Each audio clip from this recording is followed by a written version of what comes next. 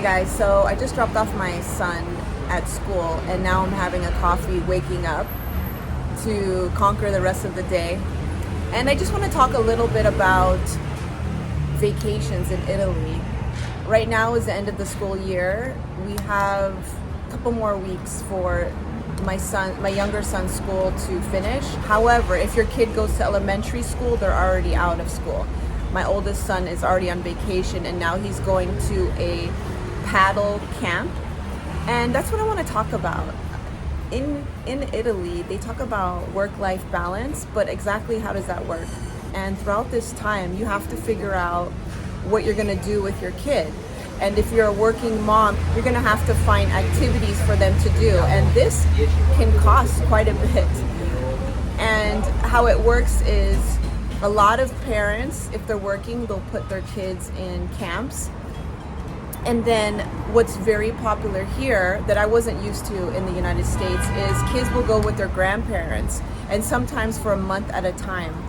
And they'll go to the seaside, or sometimes people go back to where they come from, because a lot of people in Milan, they come from other cities of Italy. A lot of people come from the south and they go back to where they're from and they'll stay there for a while, because during this time in Milan, it's a ghost town.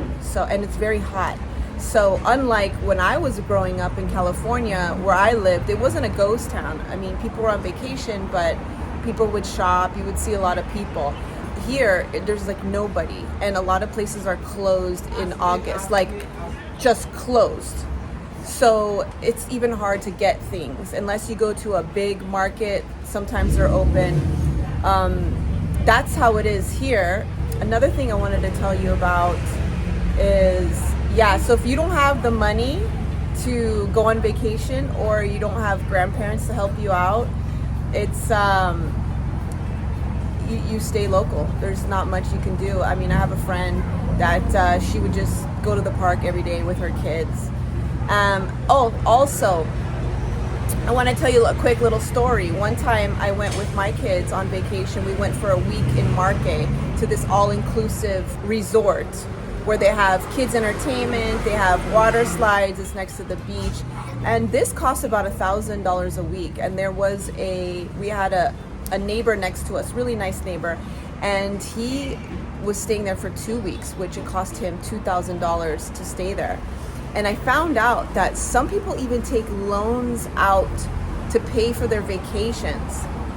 And one of the things that I also noticed, that this is different than in the States, is that some companies, a lot of places will pay their employees 14 months out of the year. And there's one extra month for summer and one extra month for December, which gives people money to go on vacation, which now I understand, because there's 3 months of vacation and it costs quite a bit, especially if you don't have any family members where your kids, or where you can go.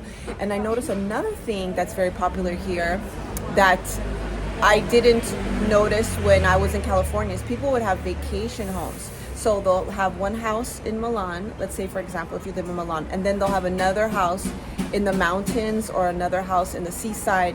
And that's very popular and common here, because people on these vacations, they go outside of the city and stay there for a while, which was really nice. However, if you don't have a place, that kind of sucks. But I just want to talk a little bit about how it works over here, and I'm getting used to all the different rhythms of life here, and I want to share that with you. I thought it was interesting. So thank you for listening. And I want to know, if you're Italian, what did you do growing up? And if you're American, did you have any type of vacation you would go on every year? Thanks for watching, and I'll see you in the next one.